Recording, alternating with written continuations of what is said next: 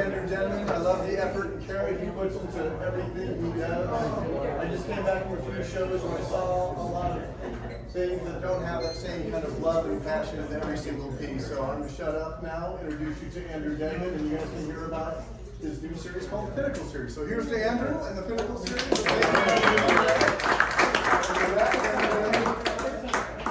Cheers, everybody. Thank you so much for coming. I won't tell you what number of drink I'm on. 7. It's not 7. All right. Well, beyond that, I won't say more. So first of all, huge thanks to all of you for coming. I have said it before and I will say it again. I will say this at every one of these events, that I am so grateful to be doing what I do. First of all, to be doing for my living what would be my hobby if it wasn't my living. But there is something magical about being able to create something that is from nothing more than colored goo applied to a substrate, that is meaningful enough to finance my existence and bring all of you here to this place at this time to share time and space with me and with Chris and with Guy and with each other. So huge thanks for that. I can't do what I do without all of you. Art itself doesn't really cost anything. You can make art out of mud and iron oxide, but to do the kind of art that I do and for it to be my sole occupation really requires patronage. And I believe all but one piece is already sold, which is pretty amazing. So, just to work clear, I'm clapping for you, not for me. So, thank you so much to Chris for creating this space for all of us. Also, I hope that everybody here, and I think you all do, realize what an extraordinary space this is. I have always performed better in eclectic galleries where the primary element that unites all of your work is not a style, a subject, a vibe, but rather quality across genres, across styles, across subject matter. And that's what Sanders Galleries does. But what Chris has done that is even more remarkable is to offer to his artists something that has been the guiding principle of my entire career, which is to tell artists to paint whatever, if you'll forgive me, the fuck you feel like. And to trust that the joy that you have and the authenticity that you have by following that muse is something that the public, both the observing public, who may never buy a painting, but who may talk about your work and bring other people in, but certainly the buying public will find confidence in and identify with. And that's really a wonderful thing, so thank you, Chris.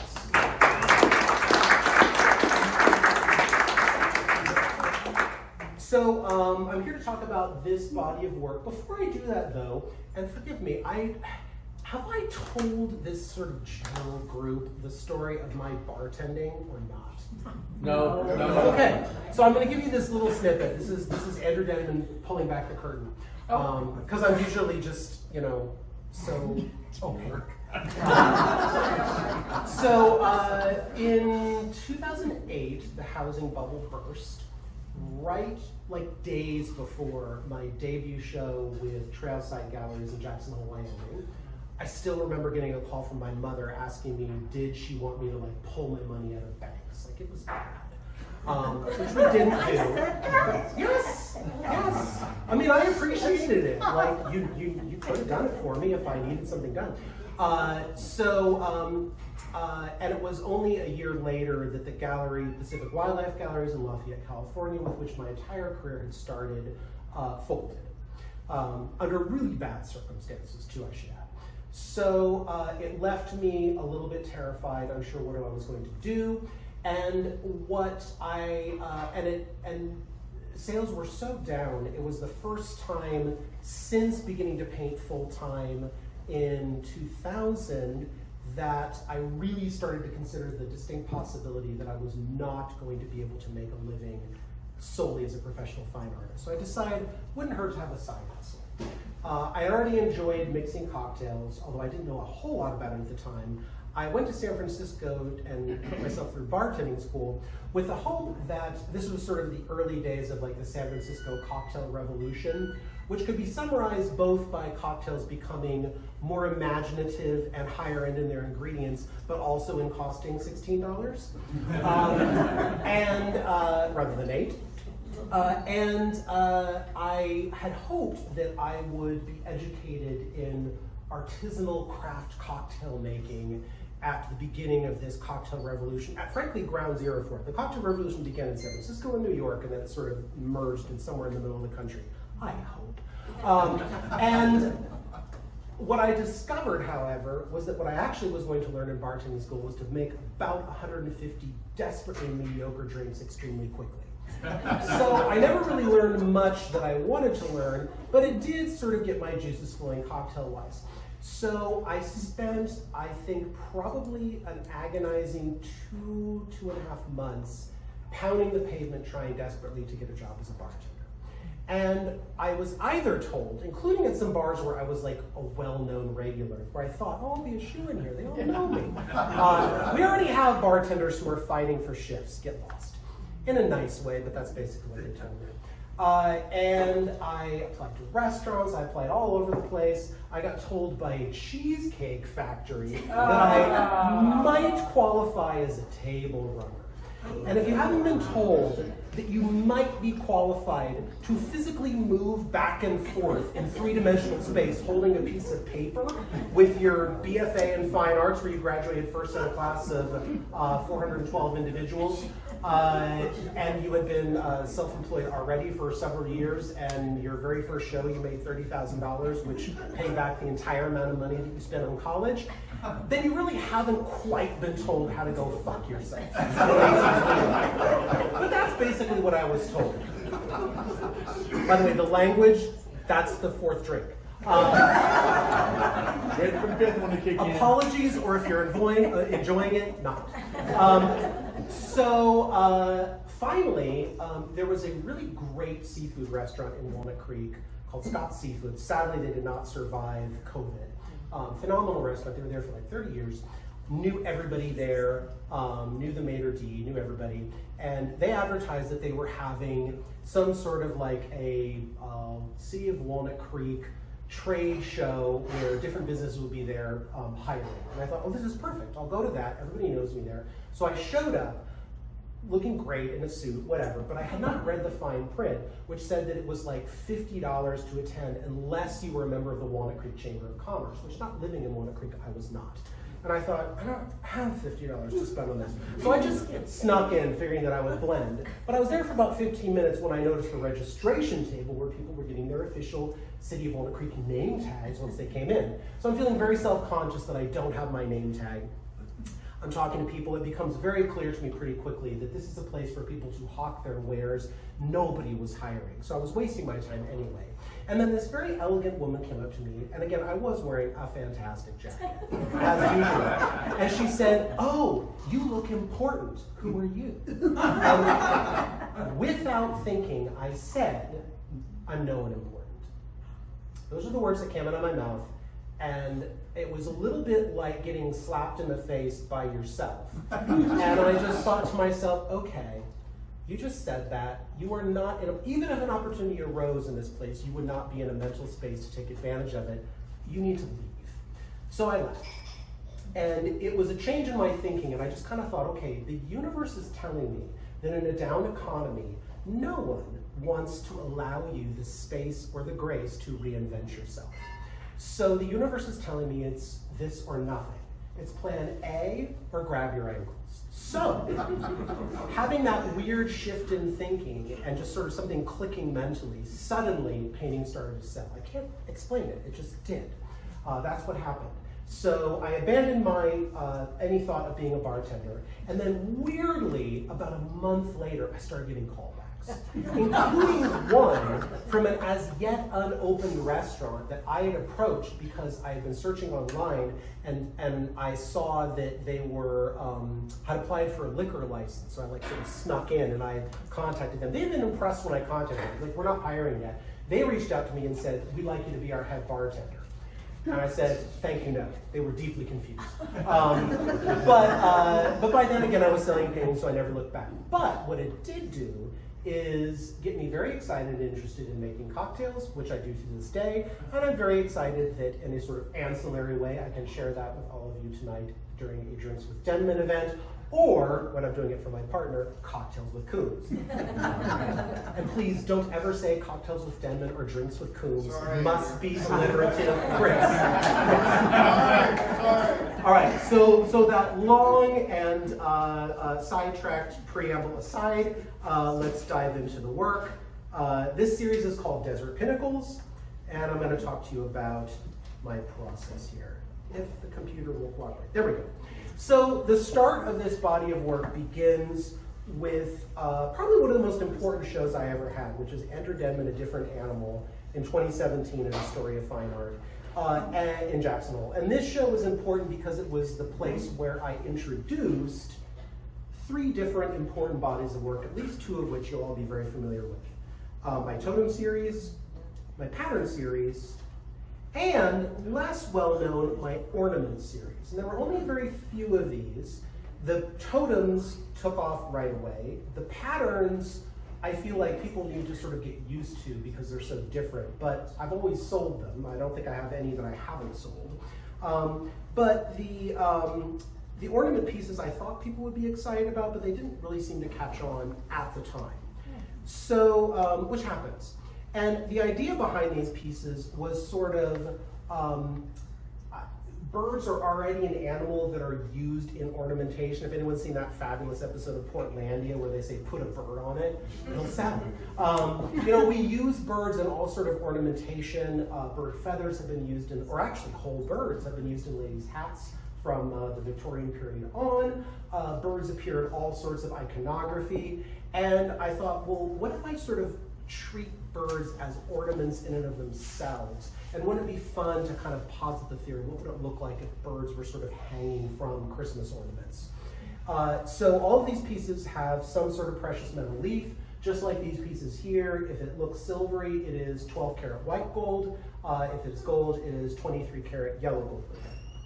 So this was one of the first of those pieces.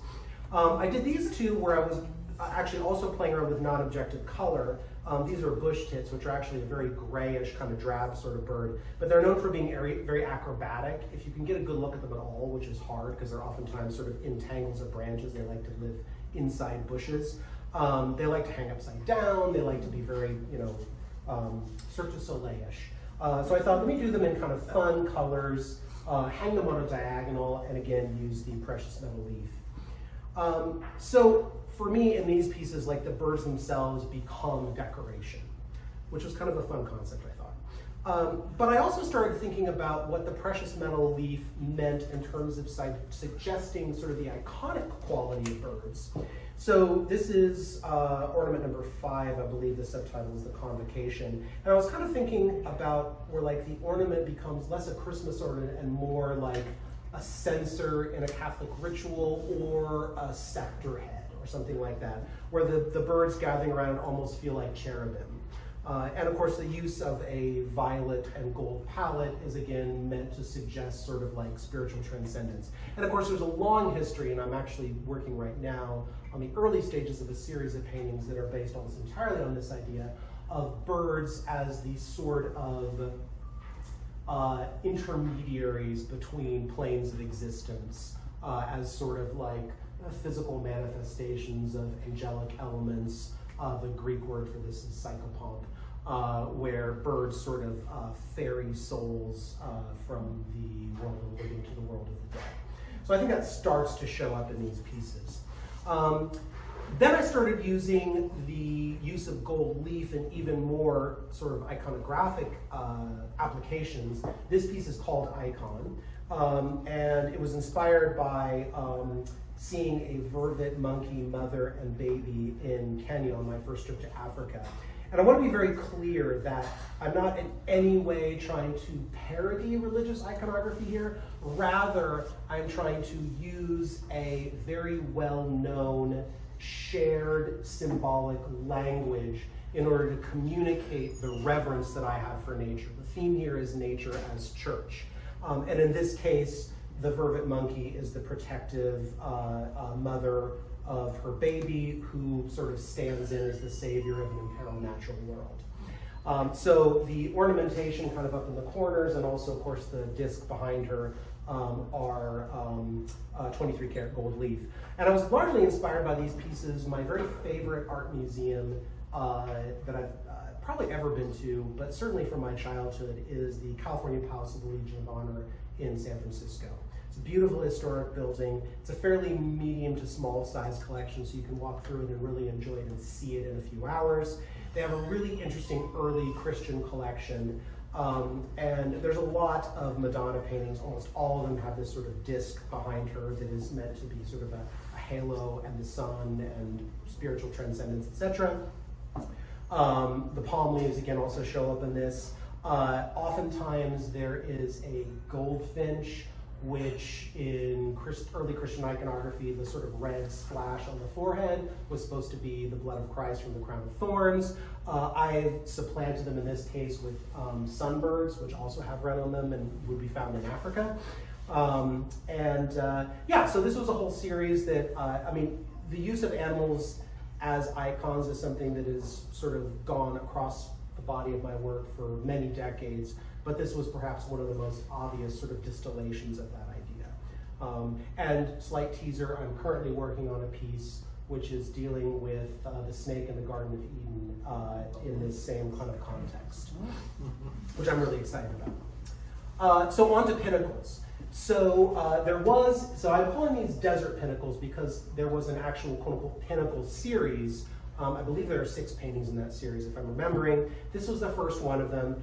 And they were 6 by 24 inches each, hummingbirds perched atop these very exaggerated gold plinths, leafed again in either 12 karat white gold or 23 karat yellow gold. There's a little detail of it. And some of you may recall that my partner Guy did an enormous oversized hummingbird painting from a few years ago, which was phenomenal. And I want to bring that up because it illustrates the importance of scale. Guy painted an enormous hummingbird because hummingbirds have very large personalities. They're extremely aggressive, they're very territorial, so painting one in a large format really sort of emphasizes that aspect. I painted my hummingbirds life-size, so they're tiny, but they're also tiny within the context of these much larger paintings. These are the next 3 in that series. And the idea was to sort of suggest their beautiful jewel-like quality by having them be tiny within the piece and then having everything within the painting sort of lead up to it. Hence pinnacle, the sort of height of achievement that I think hummingbirds represent. Also, many of you may have watched hummingbird courtship rituals, which involve the male hummingbird going extremely high and then coming straight down and then going back up again. So watch them because they do that during their mating seasons. These 3, the previous one, the Anna's hummingbird, I did when I was still living in California. These 3 I did after I moved to Tucson. This is a Rufus, a Broadtail, and a Costas, respectively. So I'm going to show you a really brief video. So I love doing, actually no, I hate doing.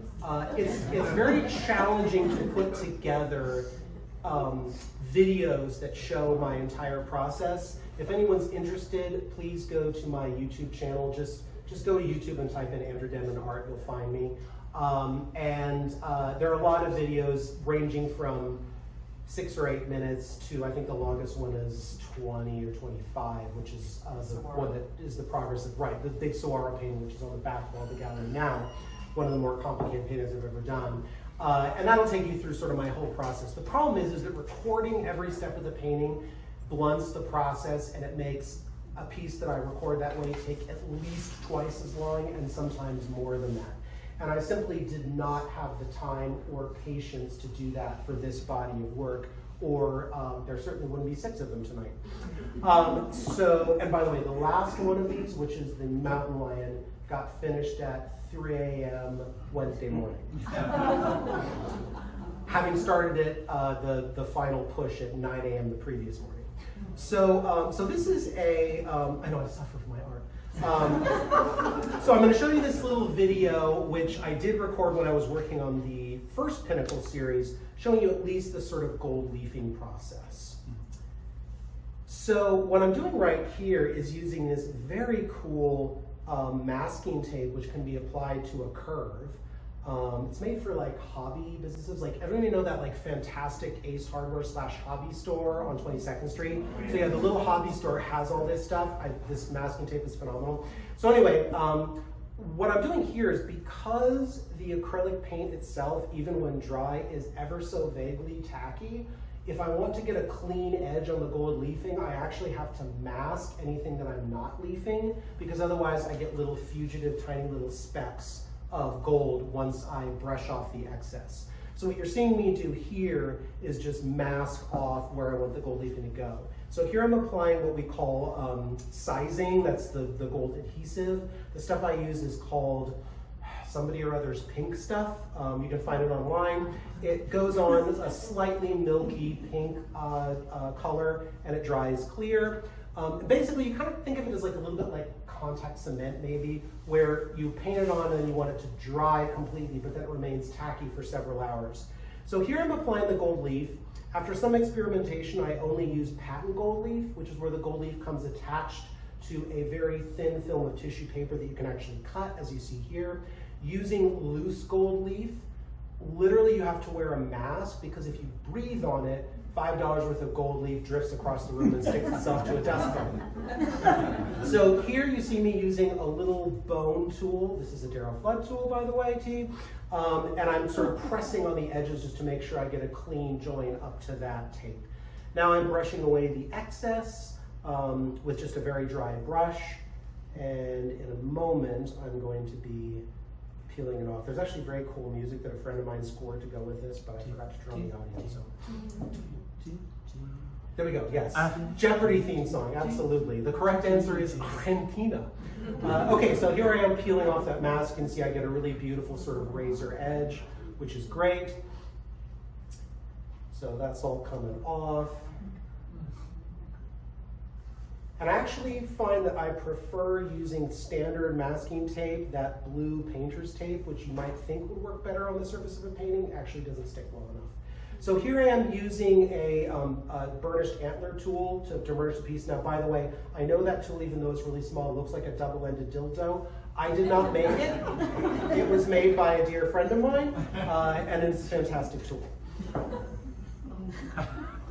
So here I'm doing the exact same thing with 23 karat yellow gold.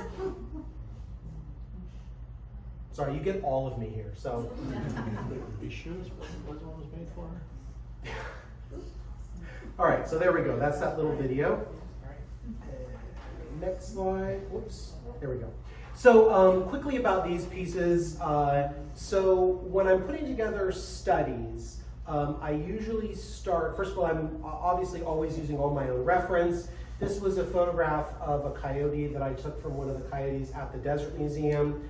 So you can see in the study that I've just sort of put like so basically what I'm doing here is I'm creating a fade using digital tools just to sort of approximate what I think the color and values of the background are going to be. Again, it's all going to change to some extent during the actual painting, but I just want to give myself an idea of what it's going to look like, more or less. Then I eliminated the background around the coyote and pasted him in. One of the reasons that I need to do this is because scaling is really important. So I'm playing around a lot with the scale of the animal in the piece, and I did all of these in tandem because I wanted to make sure that they all read as having similarly approximate scale. So the next step is to print that out. So if I put that on a flash drive, I can print it out at FedEx Kinko's on these fabulous Xeroxes that are actually designed originally for printing architectural blueprints. I'm one of the only people apparently that ever uses this machine. I know the manager of my FedEx Kinko's intimately. He's a very sweet guy, and he sees me using it and he asks me something along the lines of, how's she treating you? And it's either I've already had to turn her off and turn her back on again, or it's great. But they're slightly temperamental machines, but I really appreciate having them. So once I printed that out, then I'm coming in and reworking anything that needs to be reworked, which in the case of these pieces is a lot. So you can see here in this one, not only have I decided on the character and shape of the plinth that he's on, but I've also had to dramatically reposition the legs to make him sort of standing on that. Because I photographed him standing on a rock, which is of course a curved surface. I want him to look credibly like he's standing on a flat surface.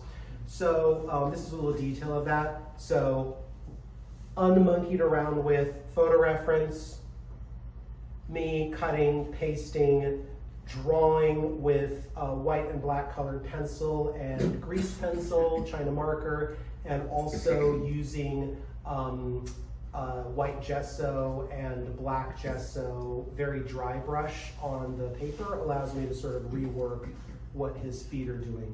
And I did this to one extent or another on all of these. Obviously the quadrupeds are the most persnickety.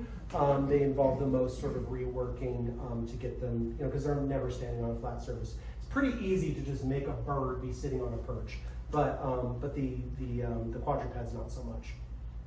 So all of these began with my typical impasto approach, which again, if anyone's not familiar with that, you can watch any number of my videos online. I'm basically building up a lot of background texture with very thick paint, coating over it with many layers of tinted gesso, and then sanding the entire thing down in order to create the initial value shift and textural elements that become the underpinning of that interesting sort of hash mark texture you see on the paintings, which is created by dragging a comb through the paint. So then I also blocked in at this stage the plinths themselves. Anything that was going to get a white gold leaf got a pink underpainting. Anything that was going to get a yellow gold leaf got an orange underpainting. And then in this image here, you can see where I've done glaze work on the backgrounds using very transparent acrylic in order to soften the transitions that the impasto underpainting gave me. And then I'm laying on top of that the first of the gold leaf. So this here is backgrounds finished, plinths gold leafed, and also sealed. And that's one thing I didn't show you in that video, is that the gold leaf has to be burnished and also sealed, otherwise it's just too fragile to paint on top of. So there's multiple layers of a transparent acrylic sealing the gold leaf in. That also protects it from tarnishing. With the 23 karat gold, you really don't have to worry about that. But the 12 karat white gold does have enough impurities in it, hence making it white, that it actually will tarnish over time if it isn't sealed. But because it's sealed, you don't have to worry about that. So what you're looking at right here is the animal subjects blocked in. So basically this is me just doing the most rudimentary painting in what goes where, general sense of light and dark, but I haven't made any effort yet to do the fine details of texture and nuances of color. So here are a couple of them up on the easel. You can see the javelina with its study up next to it. Same thing with the Roadrunner here.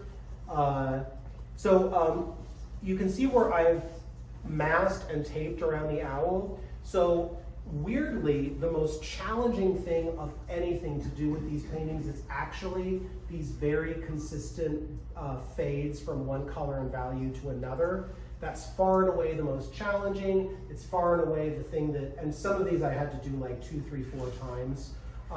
But because I'm painting very, very thinly, if it really isn't coming out the way I want, I just take a damp rag and wipe the whole thing off before it's fully dry. So I have to do a lot of these multiple times. So once that is done, and that fade is sealed along with the gold leaf. So once it's there, I'm not worried about wiping anything off, but when I'm working on these very fine details, I have the palette inches away from the piece, and it's almost impossible not to get little tiny flecks of paint everywhere.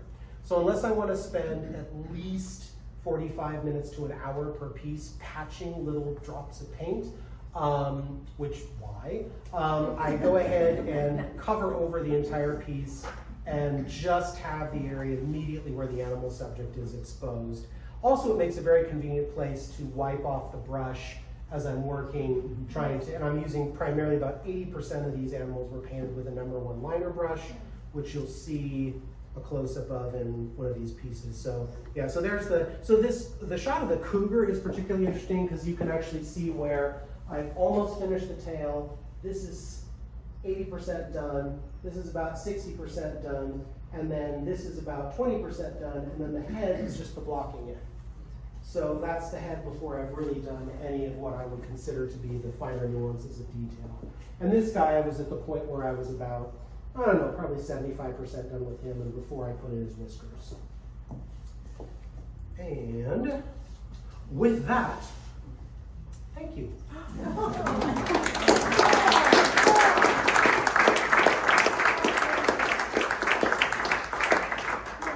So, any questions? What do you see? You said it's sealed. What are you sealing with? That you... Yeah, so after the background fades are finished, then there's the gold leafing.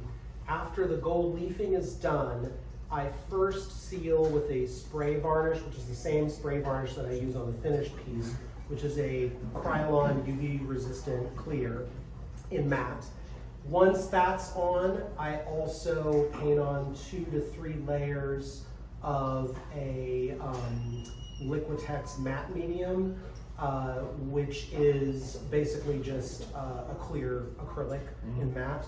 And that's really what fully seals it in. I do the spray varnish first just because it's actually very easy. If you do even more than a couple of extra brush strokes, you can start to pull the gold leaf off.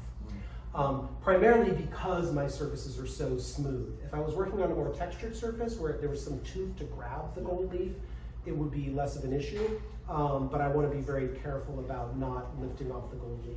Although you always lift off a little bit of it, which actually makes it look better because you get that little bit of the sort of glow of the underpainting coming up through it. So yeah, it's sealing it in with that. And then once everything is sealed in with that matte medium, then I feel confident about, I can put tape on the surface of the painting, I can transfer on the animal subjects and go from there. Yeah, good question. Yes? What motivated the shape of the pinnacles for each animal? Very good, yeah, good question. When I was laying them out digitally, I just had like a standard column under each one. For the Roadrunner and the owl, I could end up with something with a narrow base because of the shape of the animal. Obviously for the quadrupeds, I had to find some way to expand the width in order to accommodate the poses. So the more that I played around with them, the more I came to the conclusion that the best way to be consistent was to be consistently inconsistent and give each one its own sort of thing. So, and again, the idea behind these pieces and behind the pinnacle pieces in general is, many of you know that a lot of my paintings focus on very commonplace everyday subjects, animals that we see all the time. Now obviously mountain lions don't fall into that category, but we see javelina on a regular basis, we see coyotes on a regular basis, we see great horned owls on a regular basis, roadrunners on a regular basis. There's an extent to which we stop seeing that which we're really familiar with. So these are my effort to sort of champion those pieces and quite literally to put wildlife on the pedestal on which I think it belongs. So these are sort of a literal attempt to do that. So putting the javelina on something that feels reminiscent of the Arc de Triomphe is very deliberate because I like the fact that an animal that most frequently, and certainly in my gardening forums, people just swear loudly at, yes, sort of, it's dead. By the way, important tip, if you live in a neighborhood where javelina do a lot of damage to plants, and if you get especially annoyed when they dig up a lot of plants but then don't eat them, they're not after your plants, they're after the water from the irrigation. One of my neighbors puts out a big dish of water and makes sure it's filled every night. Javelinas sleep in his front yard. We regularly have hoof prints. Not a single one of us has lost a single plant to javelinas on our street. And I think that's why. They don't need to dig up the irrigation because they have access to water. So just a little thing you can do to like slightly improve your relationship with javelina. Having said that, don't feed them. Huge mistake. Please don't. Just water. Yeah. So, and then like the Roadrunner, I could have done it and the owl on the same shaped plinth, but I started to feel like the Roadrunner, so, owls are very soft, they have a lot of curves. Roadrunners are very much about sort of conflicting angles. I love that moment when the head goes up and the tail flicks. And I just thought, you know what, there's something jaunty about them. I need to work with harder lines. And I feel like this plinth both ever so slightly suggests like a Mesoamerican step pyramid, but also the Chrysler building. And I like that, that he's triumphant atop his building. And then the other ones, just, you know, the sort of upside down U for the cougar. I just liked the idea. I thought, well, what if I sort of inverted the kind of shape that I did for the javelina, but made it asymmetrical to accommodate his feet? And of course, you know, mountain lions are very adept at climbing over extremely uneven terrain and, you know, going over precipices. So it just made sense for me to do that. The coyote and the bobcat, again, I wanted to play with a little bit more angularity. I feel like the bobcat in particular, the sort of angles really suggest the impending motion, because that pose is like an instant before he jumps down off of something. And when I photographed him, he was on like a big log. But I've replaced that with its shape. Yeah, very good question. Andrew, will you sculpt? So, you know, it's funny. I have, in the last 2 years, I have twice bought a big bag of clay and let it dry out before I had a chance to use it. So I very much have the yen to get back to doing some sculptural work, because I used to do that. What I am hoping, so my next body of work is going to be sort of the swan song of the totem series. As many of you know, I sort of have closed out my pattern series. I love doing that for many years, but I feel like I started in 2017. I feel like I've said what I needed to say and I need to move on. The totems are approaching that point. I have maybe 6 or 7, maybe 8 more planned. They're all mocked out, and I've got the boards, I've got the frames, they're ready to go. That's kind of my next big project. That will most likely, in fact, almost certainly be the end of that series. And the next thing I want to do is my sort of love letter to the Sonoran Desert, which some of you have already seen some of my cactus paintings. This is going to be pieces along those veins, but at a much more heroic scale, at a much greater level of complexity. And I plan to do a series of saguaro sculptures to accompany that body of work. And I know exactly what they're going to look like, but I'm not going to tell you because they might not work. But hopefully they will. So yeah, we'll see. But that is something I'd like to do because of the cost outlay for bronze work, and because of the length and preparatory time of the process. I'm going to revert to something, and I have done foundry work before, but I'm going to revert to something that I did in college, which is bisque-fired porcelain on handmade hardwood bases, is what those are likely to be. But beyond that, I can't tell you anything. Well, one of the things that the reason I ask you is because feet placement is so important. Yeah. I don't think anybody, that I give great kudos to the fact that you place your feet so well on a pinnacle. Thank you. Whatever size, whatever Well, shape. and all of these really did require, I think the only one that didn't require refinessing of the feet is the owl, because you can see one claw.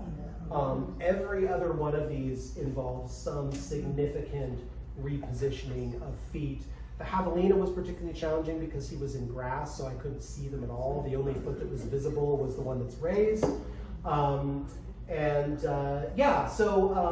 it's something that, it's one of the reasons why the totem series are probably my most labor-intensive pieces, because obviously none of those animals were photographed standing on top of other animals, which means that every single foot has to be completely redrawn, and in such a way that the distribution of weight feels credible. And again, these are fantastical pieces. They're meant to be whimsical. They are not meant to correspond to any objective reality, and yet, within the universe of the paintings themselves, they have to function on their own interior logic.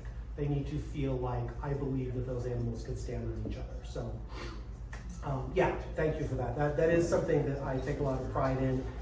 It is a very fussy part of what I do. And again, with the totems, as with these, I do as much of that monkeying as I can on the computer, which is usually up to the 20 to 50% of where I want it to go, and then the rest of it is, hand reworking. And I mean, if I was better with a computer, I could probably do more of it digitally, but I'm just not. I'm happier when I'm cutting and pasting and redrawing and drawing a new foot and pasting it in place and seeing how it looks. So there's no AI Andrew yet? No. So yeah. No, I appreciate that. I do want to say something about AI, which is that artists have always taken advantage of whatever technology is available to assist them. Vermeer used a pinhole camera, for heaven's sakes. And I think the mistake that is being made right now, don't get me wrong, I hate the fact that artificial intelligence, which ought to be being applied to doing the things that human beings don't want to do, is first and foremost being applied to the things that human beings desperately want to do.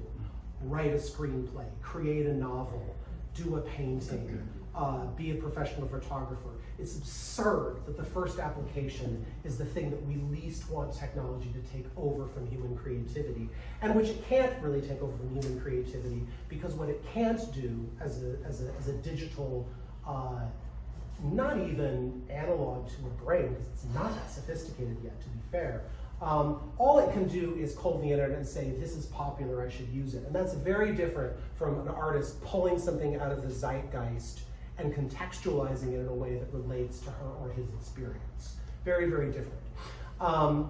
Having said that, the panic from the artistic community is quite fascinating to me, because if you genuinely believe that your work is no more than the sum of its parts and that you could be replaced by this incredibly crude digital analog, then I don't know that you were producing anything of great value to begin with.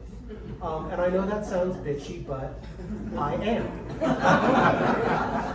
Now we're back at the breaks. Yes, precisely. But also I want to point out that when I see an AI piece that's really cool, it's very easy to go like, oh, they typed in a prompt and they were done. The stuff that looks really neat, someone spent a significant amount of time channeling the tool into the thing that they wanted to do. They're using it as a tool. And I mean, there were artists who believed that when photography was popularized and became available to the masses, it would be the death of painting. And yet here we are. Technology always drives creativity in a certain way. The entire Impressionist movement would not have been possible without the invention of tube paints. Prior to that, artists had studio assistants that were grinding manganese and adding them to a pigment, or adding the pigment to a binder to create paint. It was incredibly untransportable. It was incredibly unwieldy. It was also toxic, but whatever. And you know, the ability to take your paints, put them in a box, and go out into the field is what enabled people to really paint light for the first time. And all these years later, has painting outdoors replaced studio painting? No, there are two alternate camps of artists who hate each other. Plein air painters and studio painters. Studio painters being clearly superior. No, I'm joking about that. But not, yeah. So I know you were asking that question as a joke, but I do think that it's a serious, topic, and I wish both that the people who are driving this technology would start applying it to the areas where it is most useful and where there is not an obvious answer beyond the use of that technology to increase efficiency and efficacy. And also, I wish that the creative people who are sweating bullets over this would calm down. It's okay. Yeah. Great. I would say here to that. Thank you. And also that art, in its essence, is about asking the right questions. Yes. Whereas AI is formulated to answer questions. That's a very, very good way of putting it. Yeah, absolutely. And yeah, to that end, there was a really dear artist friend of mine who said that all great artworks in history, I mean the kind that are talked about endlessly in our history classes, all have one thing in common, that is an element of mystery.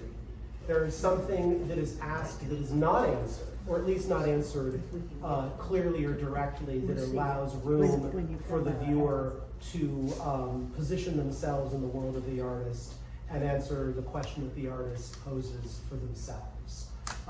And that is actually one of the great gifts of being an artist, is that one is able to offer an experience that to the artist is deeply personal, but which may mean something entirely different to the person who views it. And that once we let a work out of our studios and into the world, there is a very real sense in which it no longer belongs to us. It becomes part of the, and I'm not talking about copyright, but it becomes part of a larger, it becomes part of a larger cultural discussion, and the directions that people who are living in the same zeitgeist as you take your work are actually just as relevant as the avenues of thought and discussion that you had foreseen. He says. Yes, one. I spent a lot of time around Mennonite women who were making quilts. And I always ask them, when you're ready with the quilt and it goes to an auction, I mean, don't you feel bad if it doesn't get the right price or so-and-so gets it? And I said, no, it's no longer mine. Yes. It's out. We're done. It's moving into its world. Very much so. And then also too, like, again, I love art, and I do have some of my own work hanging in the house. Mostly it's stuff with extreme sentimental value. But even some of that, Chris has talked me out of for select clients, which, you know, great. It's gonna pay for my new roof. But also, I think that it's important to recognize as a maker of art that and again, I'm not saying that there isn't a sense of joy and completeness that comes from standing back and looking at it going, hey, I really did it with that, I really hit it with that. Of course there is. But that's a very transitory thing. It's a moment in time and space. And then you move on to the next thing, because I'm excited about the next piece. And I mean, it is something that is very singular to the artist, a phenomenon which I refer to as terrible joy, which don't anybody steal that's the title of my book, I haven't written yet.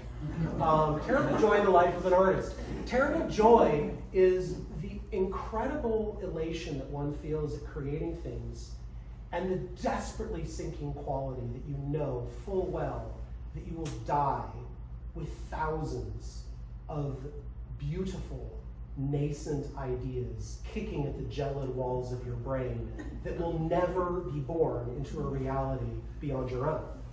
And that's terrible, but it's also wonderful, because I would rather have more ideas than I'm ever gonna know what to do with than not enough. And I don't understand what artist block is. I understand what exhaustion is, I understand what feeling burnt out is. I do not know what it's like to not have an idea. There's always an idea. And if we were precious about the things that we finished, what room would we have in our hearts, our brains, or our walls, or our studios to do the next thing, to create the next thing? And like children, what you really want is for them to go out into the world and make you some damn money. You know?